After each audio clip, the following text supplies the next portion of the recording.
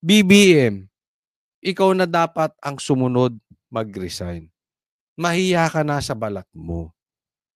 Nabigyan ka na ng chance. Twice. Palpak ka. Huwag mong ubusin ang pera ng taong bayan. Sayang ang pinapasahod sa'yo.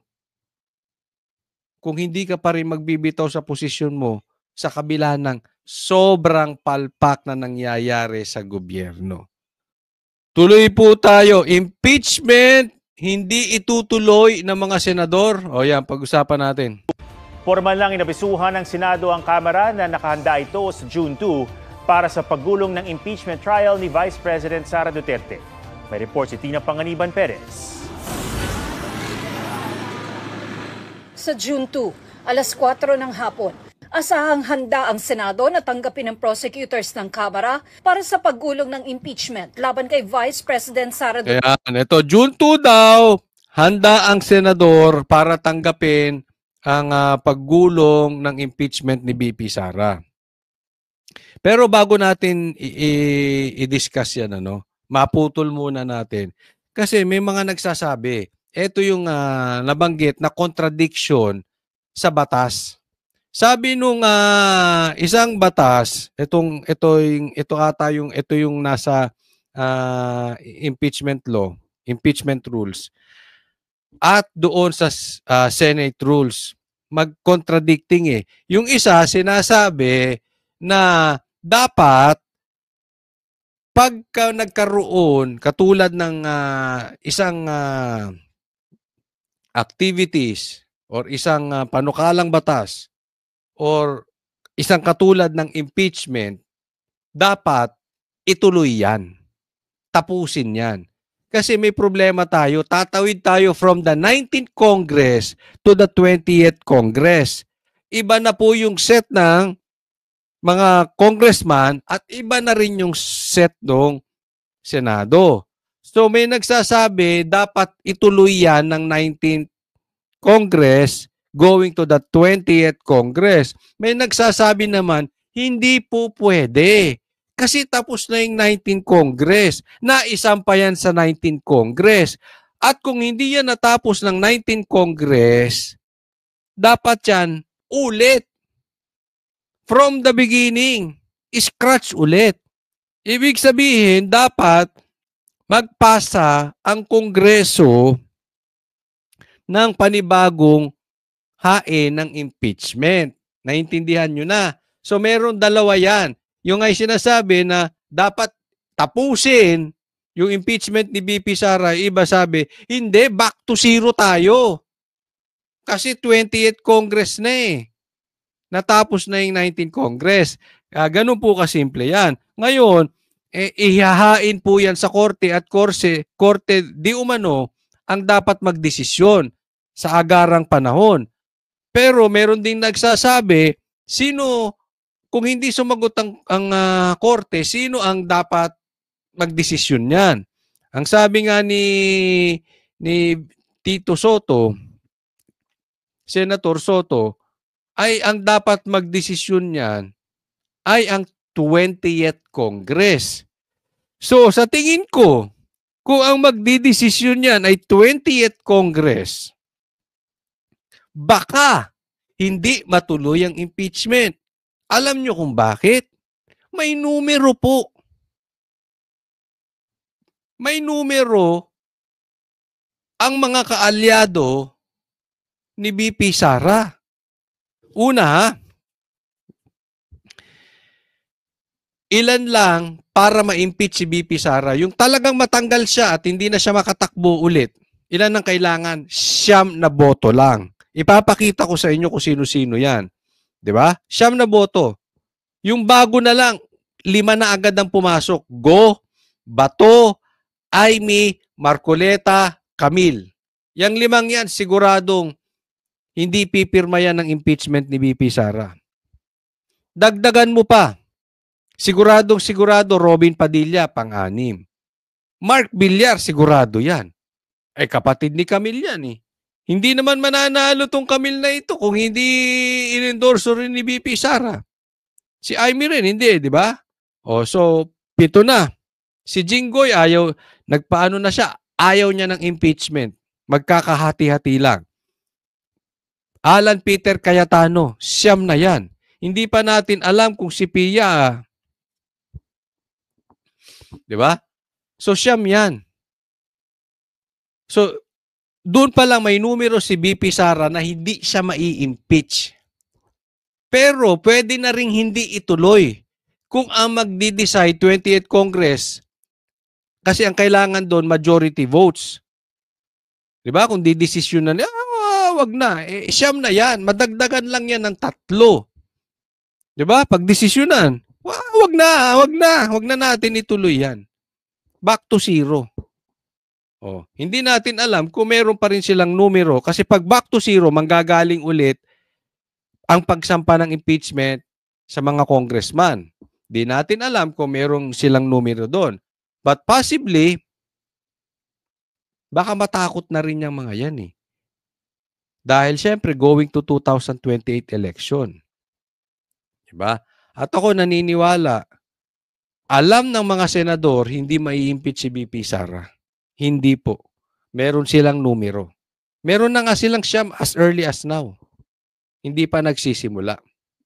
So, kung ayaw mong madamay, kung ikaw ay neutral, except yung mga katulad ni Hontiveros, yung mga talagang hardcore, na talaga namang parang ipinanganak sa bundo, parang ang trabaho sa buhay ay kontrahin lang ang Duterte. Yung ganon. Pero kung ikaw ay neutral, hindi ka napapanig doon para i-impeach si BP Sara. Kasi masisira ang iyong political career. So definitely hindi lang siyam to. Madadagdagan at madadagdagan. O kunwari ako nasa gitna.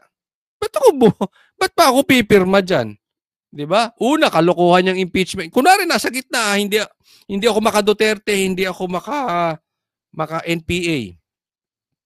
Duterte lang, gitna lang. Ay, bakit pa ako pipirma? Magugulo lang yan. Tapos mag-i-election sa 2028.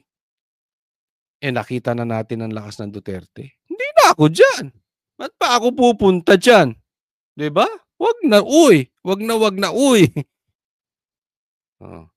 So, palakas na ng palakas. Ayan yung sinasabi natin, unti-unti mararamdaman ninyo. As we go to 2028, unti-unti mababawasan ang nasa panig ni Marcos at unti-unti magbabalikan ang mga politiko sa palda ng Duterte. Ganyan naman eh. Dumami ang maka-Duterte nun eh. Biglang nung si Marcos na iniwan si Duterte. Di ba? Ngayon magbabalikan ulit yung mga yan. Garantisado yan. Ako. Duterte.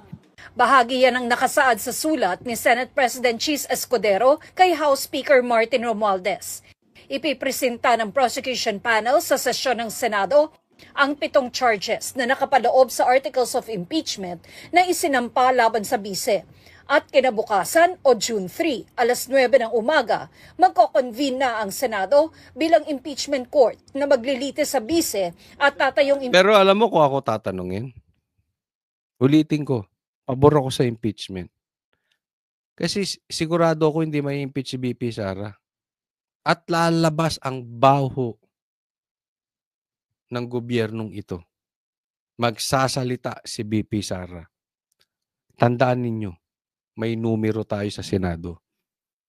Kaya pag nagsalita si BP Sara, at syempre, impeachment trial to, kailangan niyang ipagtanggol yung sarili niya.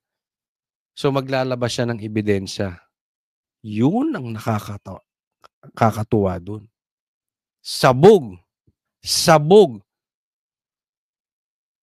ang ebidensya laban sa gobyernong ito.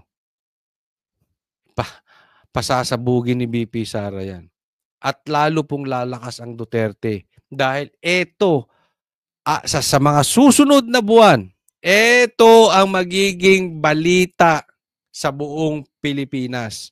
And you will see kung paano maipagtatanggol ni BP Sara ang sarili niya and paano niya ilulubog eto mga abusado na talagang pinagtutulungan lang ang mga Duterte.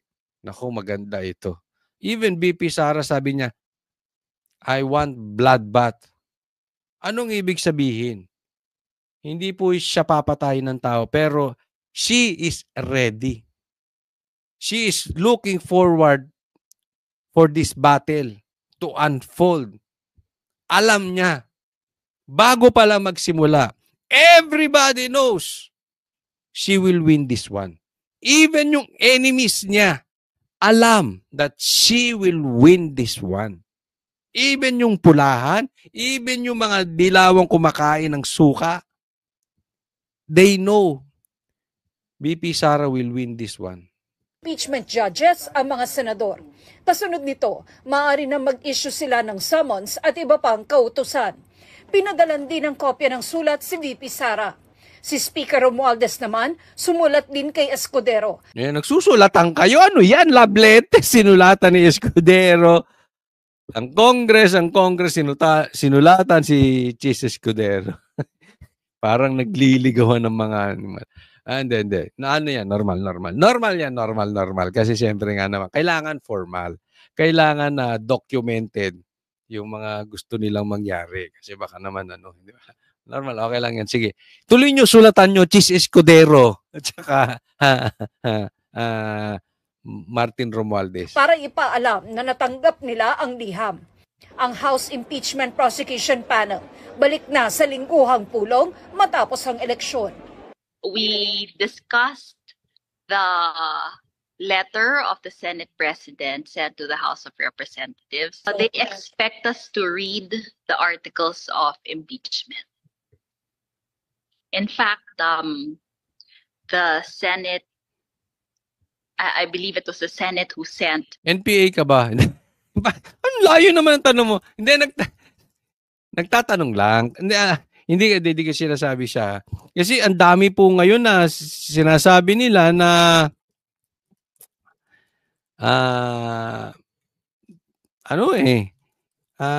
kasabwat ng NPA. Tagapagtaguyod, nagtatago.